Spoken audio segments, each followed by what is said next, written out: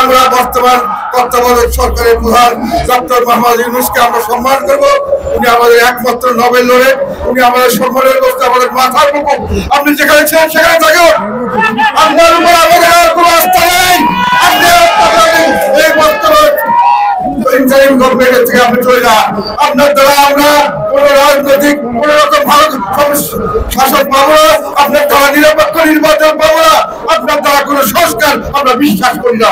আপনারা যারা সংস্কার করছেন, যারা সংস্কার বাংলাদেশের প্রেক্ষাপট জানেন না, তাদের বৈচিত্র্য জানেন না, রাজনৈতিক ইতিহাস জানেন না, রাজনীতির আর্থসামাজিক অবস্থা জানেন না, সেই মানুষজনকে যারা দিয়েছেন এই সংস্কারগুলি আমরা বলবো আমরা টেবিলে রেখে যান।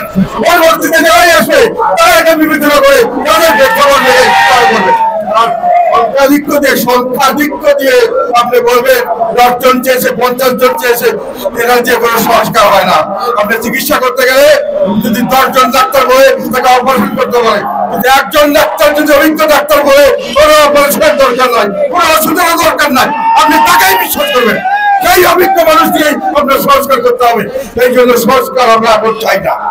এবং আমরা বর্তমান সরকারের উনি বলেছেন, উনি জানিয়েছেন যে দেশের মানুষ ওনার আল জাতীয় বলেছে, দেশের মানুষ তাকে চায়। আমরা পরিষ্কার ভাবে বলতে চাই, আমরা আমাদের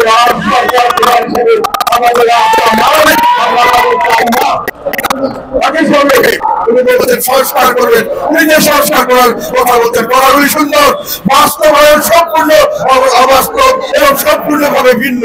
সেখানে দেশের মানুষকে বিভাজন করে এক পক্ষ থেকে আরেক পক্ষের দলে এগিয়ে দেওয়া হচ্ছে।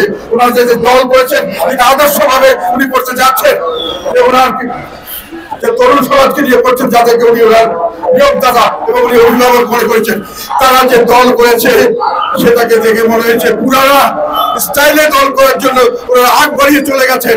এবং সেই পুরানা কাহিনী, যেখানে শোডাউনের রাজনীতি, যেখানে চাঁদাবাজির রাজনীতি, সেগুলো অল্প দিনের মধ্যে করতে গিয়ে ওনারা তাকে ফলো করতে গিয়ে ওনারা হয়েছে যে কাকের গায়ে ময়ূর পুচ্ছ দিয়ে ওনারা কাকের গায়ে ময়ূর পুচ্ছের মতো করে ওনারা সেই দলের সঙ্গে তারা তুলনা করতে গেছেন। বড় বড় রাজনৈতিক দলের সেই একই ধারাবাহিকতা রক্ষার জন্য তারা নিজেকে পরিবর্তন করেছেন, তারা দেশকে পরিবর্তন করার জন্য কোনো কাজ করছেন না। আমাদের আরেকটি ঘোষণা হলো, যারা সেই রকম সরকারের তাকে দল করছেন তারা সরকার থেকে পদত্যাগ করে দল করেন, আমাদের সঙ্গে একই লাইনে আসেন, একই কাতারে দাঁড়িয়ে আমরা আন্দোলন করি, দেশের ভালোর কথা বলি। দেশের জনগণ যদি কাকে গ্রহণ করে আমরা তাকেই মেনে নেব, কিন্তু সরকারে থাকবে, সরকারের ক্ষমতা দেখাবেন, সরকারের অর্থ দেখাবেন এবং তারপরে জনগণকে জুলুম করবেন, পথপাতি দিয়ে মানুষকে বিভিন্ন ভাবে হয়রানি করবেন, তারপরে টাকা দায়ী করবেন। এই অভিযোগগুলি আমরা আর শুনতে চাই না।